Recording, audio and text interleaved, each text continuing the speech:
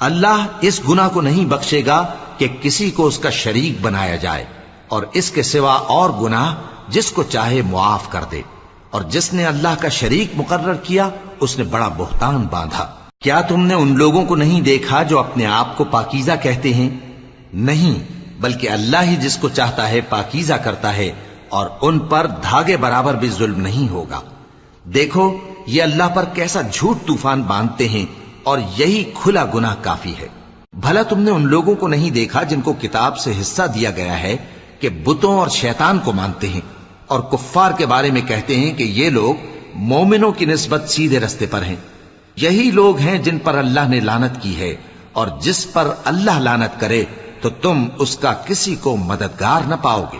کیا ان کے پاس بادشاہی کا کچھ حصہ ہے؟ اس صورت میں تو یہ لوگوں کو تل برابر بھی نہ دیں گے۔